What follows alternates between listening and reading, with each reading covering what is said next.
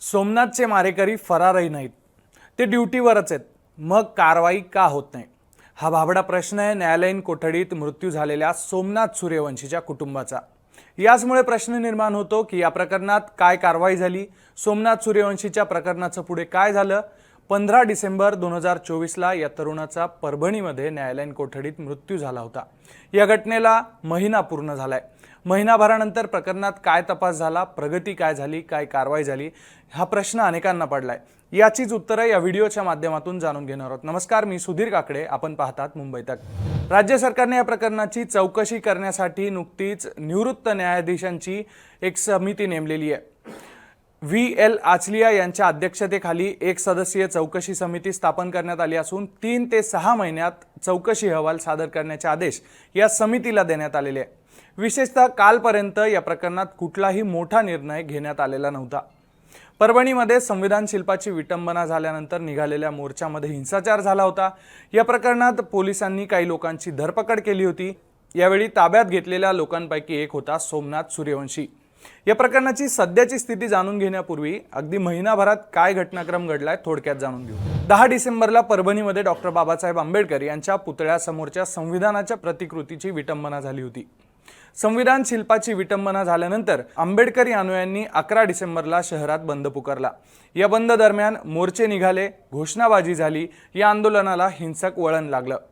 यावेळी शहरात जाळपोळ आणि तोडफोड झाली आणि पोलिसांनी जवळपास 50 जणांची धरपकड केली।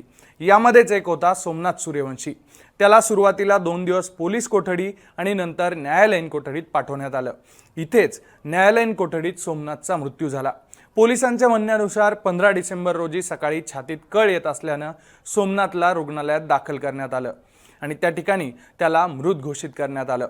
कुटुंबाचं म्हणणं आहे की 15ला ज्या दिवशी मृत्यू झाला तेव्हाच पोलिसांनी आम्हाला सोमनाथबद्दल कळवलं। त्यापूर्वी त्याला ताब्यात घेतल्याची आणि कारवाई केल्याची कुठलीच माहिती आम्हाला नव्हती। पण सोमनाथचा मृत्यू पोलिसांनी केलेल्या मारहाणीमुळे झाला असा सूर्यवंशी कुटुंबाचा आरोप आहे। शवविच्छेदनाचा प्राथमिक अहवाल सुद्धा आलाय। या अहवालात शॉक फॉलोविंग मल्टिपल इंजुरीज अर्थातच अनेक दुखापतींच्या धक्क्यानं हा मृत्यू झाला असावा असं कारण देण्यात आलेलं आहे। पण देवेंद्र फडणवीस सभागृहात म्हणाले होते सोमनाथला मारहाण झालेली नाही, तसं पोलीस स्टेशनच्या CCTV मध्ये दिसत नाहीये। त्यामुळे असा प्रश्न निर्माण होतोय की जर सोमनाथला मारहाण झाली नाही तर मग PM रिपोर्टमध्ये ज्या पद्धतीने म्हटलंय की मारहाणीच्या धक्क्यामुळे हा मृत्यू झाला असावा, हे कसं, हा प्रश्न अनुत्तरित आहे। या प्रकरणाची सध्याची स्थिती जाणून घेण्यासाठी आम्ही सूर्यवंशी कुटुंबाशी संपर्क केला। यावेळी सोमनाथचा भाऊ प्रेमनाथ म्हणाला, 18 तारखेला या प्रकरणाची आम्ही नवा मोंढा पोलीस ठाण्यात फिर्याद दिली होती। न्यायालयीन चौकशी समितीचं काय झालं याबद्दल आम्हाला माहिती नव्हती। या प्रकरणी आमच्याशी कुणीही संपर्क केला नाही। मात्र आज त्यानंतर याबद्दलची अपडेट अशी आहे की या प्रकरणामध्ये आता न्यायालयीन चौकशी, सेवानिवृत्त न्यायाधीशांची चौकशी समिती एक गठीत करण्यात आलेली आहे। त्या माध्यमातून ही चौकशी होणार आहे। सोमनाथच्या कुटुंबाला शासनाकडून 10 लाख रुपयांची मदत देखील करण्यात येईल असं देवेंद्र फडणवीस म्हणाले होते। तसे प्रयत्न देखील झाले, मात्र सोमनाथच्या कुटुंबाने ती मदत नाकारली।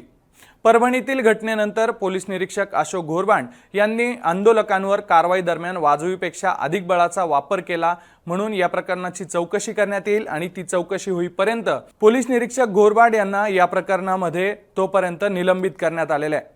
आता या प्रकरणाला महिना उलटलाय, मात्र कुणावरही ठोस कारवाई दिसत नसल्यानं सूर्यवंशी कुटुंब न्यायाच्या प्रतीक्षेत आहे। सोमनाथचा भाऊ प्रेमनाथ याबद्दल बोलताना म्हणतो की सोमनाथच्या गुन्हेगारांना शिक्षा झाली पाहिजे, त्यांच्यावर FIR झाला पाहिजे, मनुष्यवधाचा गुन्हा दाखल झाला पाहिजे। पण चौकशी मंद गतीनं सुरू आहे। भाऊला जाऊन आता महिना झालाय, चौकशी जलद झाली पाहिजे। भाऊला मारणारे जे लोक आहेत ते ड्युटीवरच आहेत, ते काही फरारही नाहीत, त्यांच्यावर कारवाई करायला काय अडचण आहे, असा सवाल सोमनाथच्या भावाने उपस्थित केलेला आहे। यापूर्वी सोमनाथच्या आईशी आम्ही संवाद साधला होता। ती पूर्ण मुलाखत तुम्हाला मुंबई तकच्या YouTube चॅनलवर पाहायला मिळेल। तसंच या संपूर्ण प्रकरणाबद्दलचे अपडेट आम्ही वेळोवेळी तुमच्यापर्यंत पोहोचत राहू। तुर्तास इथेच थांबूयात, पाहत रहा मुंबई तक।